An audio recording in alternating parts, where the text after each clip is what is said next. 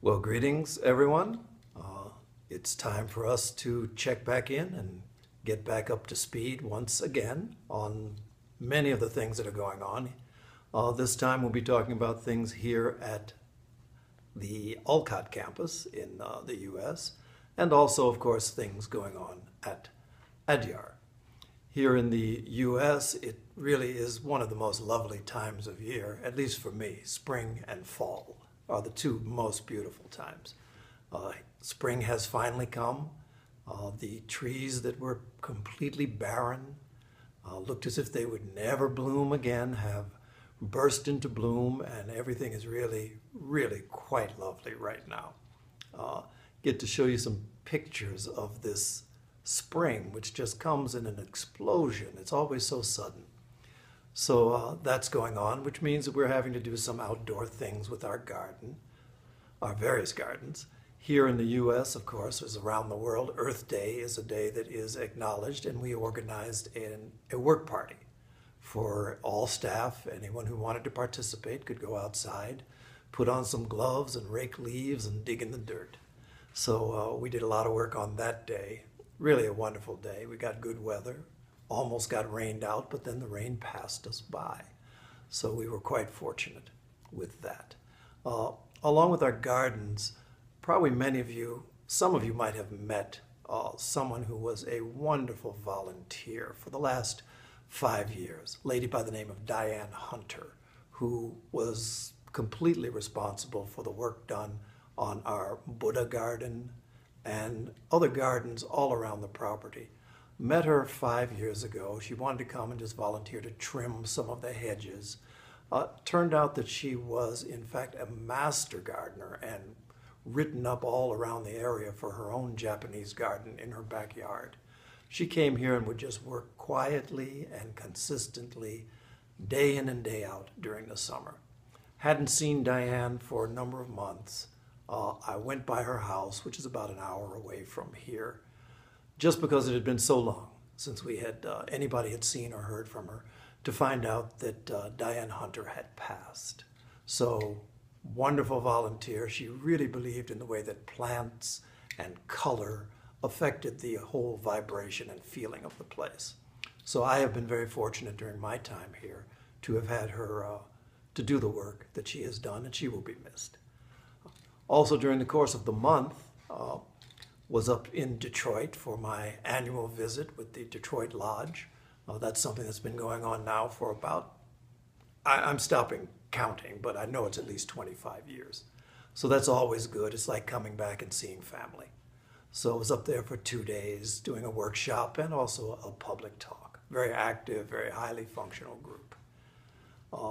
Also, I had been invited to give the keynote address for the Therapeutic Touch International Association, which is the healing modality that was founded right within this Theosophical Society by Dora Kuntz and then Dolores Krieger, who was in the Department of Nursing at New York University, NYU.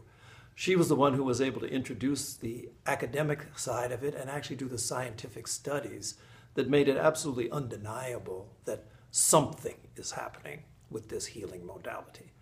Even though contemporary science as yet has not come around to what it is that healing, how healing works, probably we are also, it's a mystery to us as well. But the fact that it does work is something that has been confirmed in test after test and scientific study after scientific study. So at this point, it's something that is taught in nursing schools.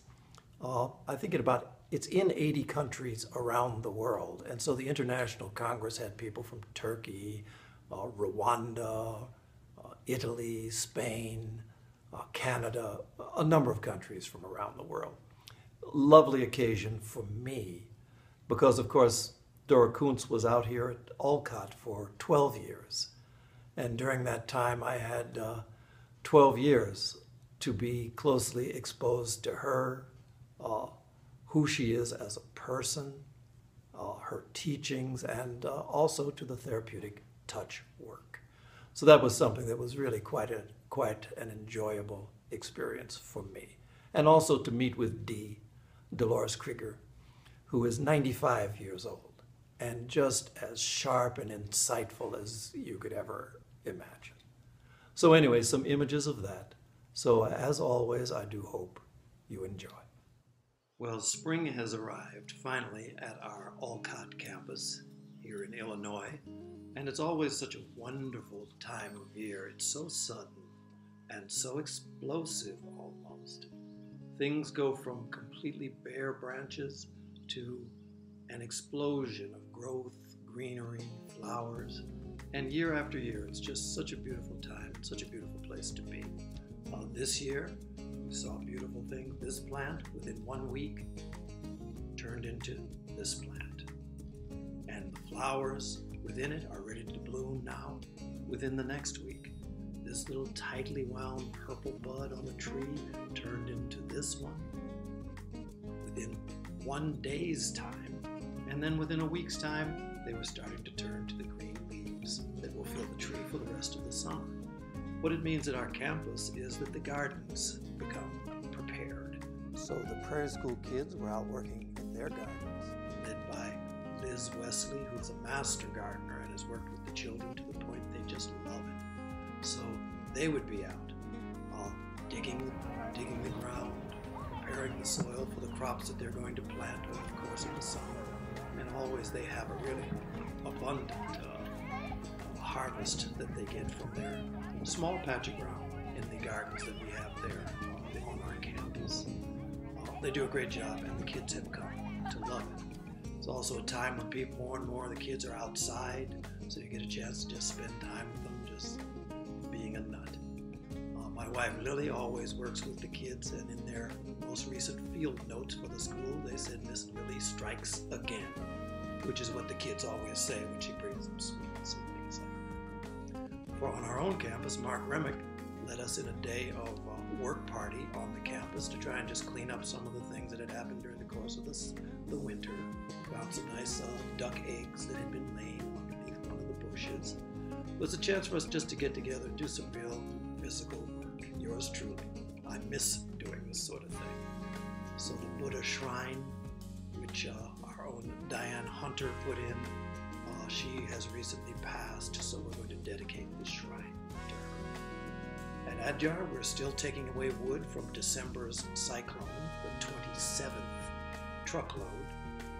The ambassador from Afghanistan visited us and enjoyed his time at the place. Our editorial office has moved to new quarters, really quite nice quarters, and so they had a celebratory puja for the staff as they moved in. Big thing we're doing there now is our Besant Memorial Animal Dispensary has really taken on new life. We have a whole group of volunteers, very active young people who have come in to clean it up, and they had a volunteers day at which 60 people showed up to clean the dogs, to de-flea them, de-tick them, and to give dogs the injections for rabies, which many of them just don't have. So this is something that's going to be ongoing. Our Adyar campus has a lot of wildlife, including snakes and jackals. Most people think jackal, and if you haven't been exposed to it, you think it's some huge hyena-ish animal. Actually, a jackal is really much like a fox. Some of the people there at the campus will put out water and rice and curd for the jackals, and so some of them do come to actually feed. And so this film was caught of these wild animals, actually wild in an urban setting. And for about the 25th year in a row, I traveled up to the Detroit area to the Theosophical Society to meet with the group, had a meal together, and then had a chance to speak. Mary Jo Kokachak is the current president, a longtime Theosophical member with time in Crotona and elsewhere. So it's 2 days, generally, an evening public talk, and then a Saturday morning workshop that we do. This time we wanted to focus on healing and the healing arts. Also, while I was there, I had a chance to visit with the establishment of Jewel Heart that was established by recently deceased Gilek Rinpoche, a longtime teacher and friend who established a wonderful, he was an authentic teacher of Tibetan Buddhism, who established a wonderful center in the Detroit area that goes on after his passing. Gelik Rinpoche will be missed by many, many people. I've been invited to be the keynote speaker at the Therapeutic Touch International Association's international conference that is being held here in the Chicago area. So I met with some of their board of directors. Dolores Krieger, one of the founders, along with Dora Kuntz, of the Therapeutic Touch method, one of the ones who was able to get it into really the nursing schools around the world and 80 countries around the world, was there. Dolores is 95 years old now, and she's just as sharp and as brilliant as you could imagine. Leonie Van Gelder, who is actually Dora Kuntz's grand niece, was there, and a number of other people. Deepening our practice as compassionate healers was the topic. Marilyn Johnson, the representative here in Illinois, and Janet Weir is one of our Quest authors. So I had a chance to speak to them. For me, it was very pleasant, because to talk about the foundations of the movement, about Dora Kuntz's involvement, also about Dolores Krieger. I had a wonderful chance to just chat with Dolores about not just memories, but visions for the future of this Therapeutic Touch movement. And she's also a long-time Theosophical Society member. As I found out, were many of the actual nurses who are the healers, which is composed of many nurses who are involved in this movement.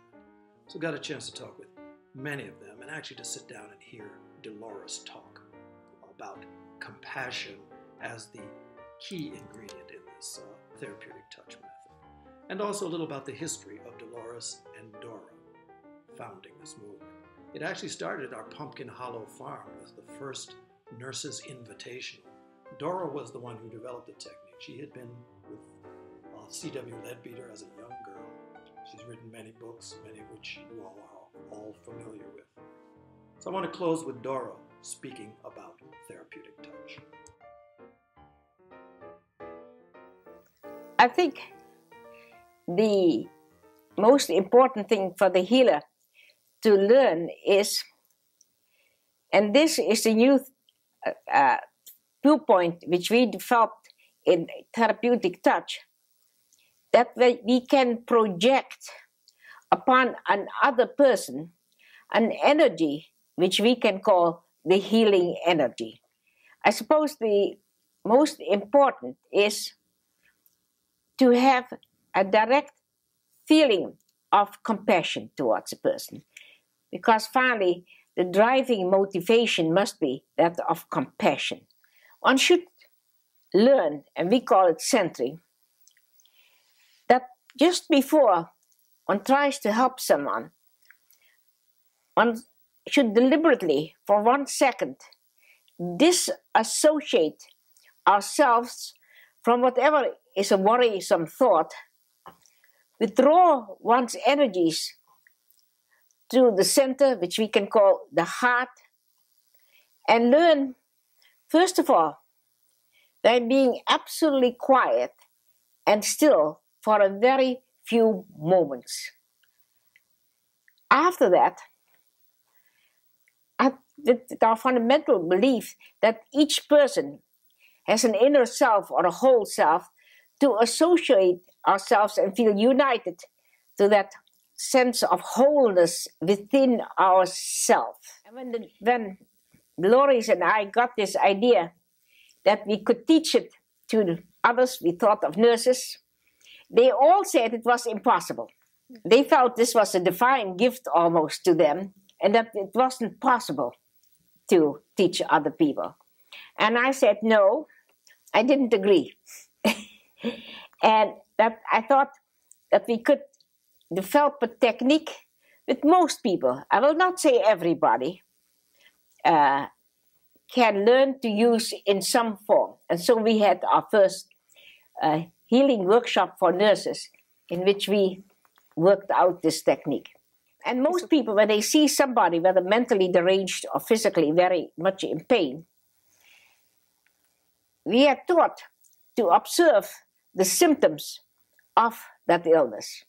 But I think if we have the right healing attitude, we are aware of the disturbances due to pain or psychological abnormalities.